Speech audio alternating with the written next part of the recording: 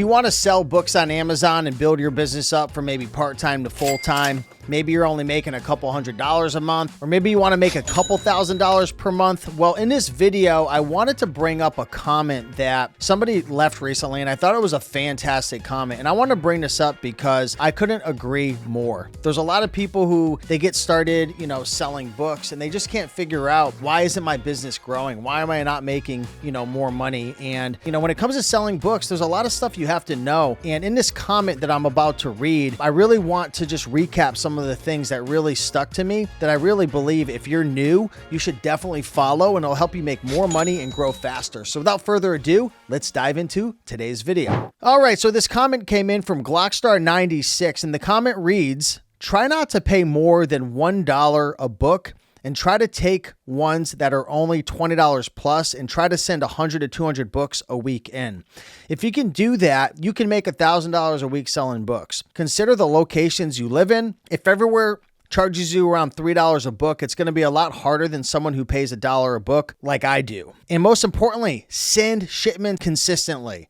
This has made the biggest difference of all. Every few days, send 100 books, not locked in at a pay rate either. If you work real hard and send in a lot, you can make 5 to 10K a month for sure.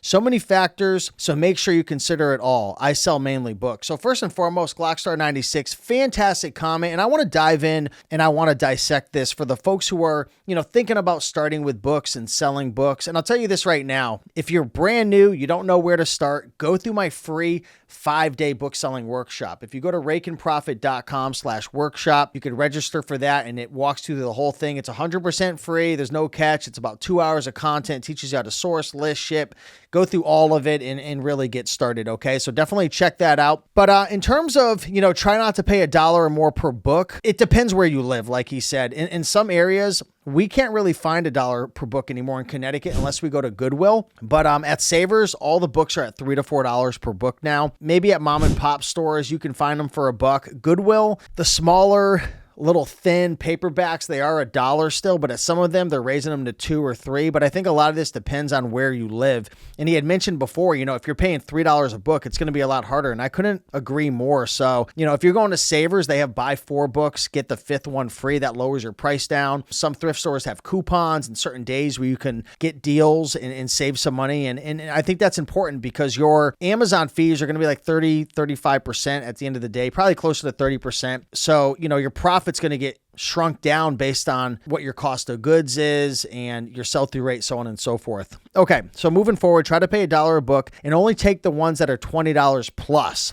So I completely agree with this, especially moving into 2024 and beyond. Storage fees are higher. If your items don't sell, right, and you want to dispose of them or ship them back to you, it could cost you $2, $3, $4 now, right? So if you're selling books for $10, $12, $13 and it doesn't sell, you're going to be in the negative really quick. For me personally, and I know one of my good friends, Mike, and he's a coach in our Reselling Freedom membership, which you could check out at resellingfreedom.com. He's the used book guy on YouTube. Great channel. Check him out. I believe he doesn't like to sell books anymore unless he makes, I think, $8 a profit. Mike, if you're watching, correct me if I'm wrong, but I think it was $8 to $10 minimum now. So if you sell a book for $20, depending on the size, weight, and dimension, you'll probably be left with $10, maybe more. It just depends on the size and the weight. Probably a little bit more than that, but I agree. I think moving forward in 2024 and beyond, you don't want to be dealing with the $10, $11, $12, $13, $14, $15 books unless they're small paperbacks, they're light, the fees aren't super high, which you can easily see. When you use your Amazon seller app, you can go in, scan it, and it'll tell you when you click on to gross proceeds, how much you're going to receive and the fees and whatnot. Also, glockstar says, try to send in 100 to 200 books a week. And I agree, the more the better. Now, you might not be able to get 100 to 200 books per week, especially at thrift stores. I mean, nowadays it's really hard. If you're going to library sales or you have connections with clean out companies, or maybe you're doing, some Gaylords or different bulk liquidation, possibly, but 100 to 200 books a week. I mean, it's 100% possible thrifting, but you're going to have to be either in the area of a honey hole, or maybe you're in Houston where you have a million thrift stores around you, or you're just willing to drive all over the place and really put in that hard work. But Glockstar is right. You can make $1,000 a week, but guess what, Glockstar 96?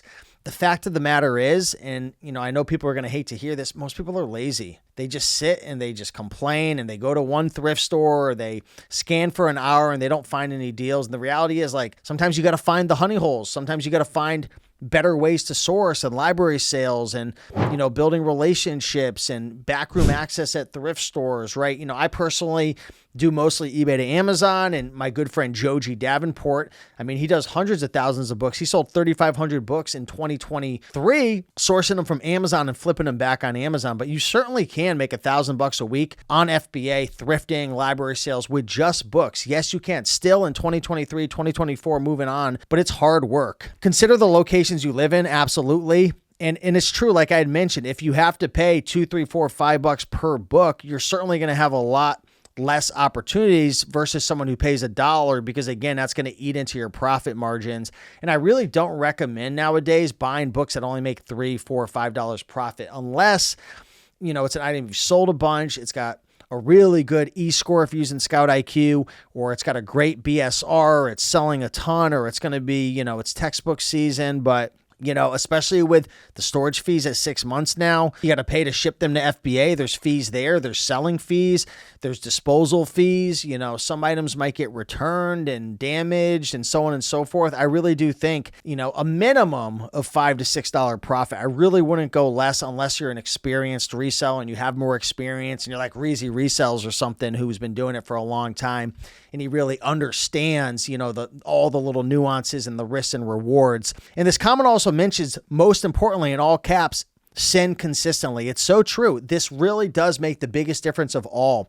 You've not only got to learn to master the sourcing, but you've got to ship, right? We call it feeding the beast. If you want to make more money selling on Amazon, you have to spend more money sourcing or source more good products, ship more products to Amazon, and slowly but surely build your inventory, have a good sell-through rate, a good ROI, and have a good underlying profit. And it's so true. Every few days, send 100 books if you can, or send as much as you possibly can. If you're dealing with higher ticket items, books, and even DVDs, electronics, my average selling price right now is close to $80. You obviously don't have to send as many items, so it depends on, what your ASP is, your average selling price, other factors like that. But it's so true. In this business, you literally get what you put in, right? Your input equals your output on Amazon. The more high quality products you put into the system that have a good sell-through rate, good ROI, good profit, the more money you're going to make, the more you're going to scale.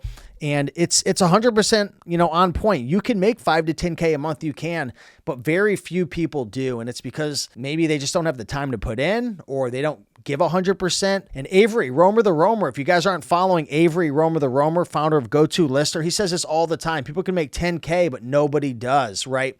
People do like 5% or less, but everyone else, they don't put in the time and effort. And this is a game of putting in time and effort when it comes to books. But such a great comment. I really just wanted to give a big shout out to glockstar96. I couldn't agree with this more. So hopefully you guys enjoyed this video. Let me know your thoughts. If you're a new seller, again, go through my free 5-day book selling workshop. I'll put a link on the screen, rateandprofit.com/workshop. If you want more help, mentorship, if you want to join a community, check out resellingfreedom.com. We have coaching calls almost every single day, courses, videos, ebooks, guides. We have workshop programs in there that are free when you join. Matter of fact, we have an entire area inside of the program where we have different wanted ads that you could plug and play into your business cards that you could print out, wanted ads you could post for free books and DVDs and video games. So definitely take advantage of that. I know a lot of the members love that. But with that being said, I appreciate you guys.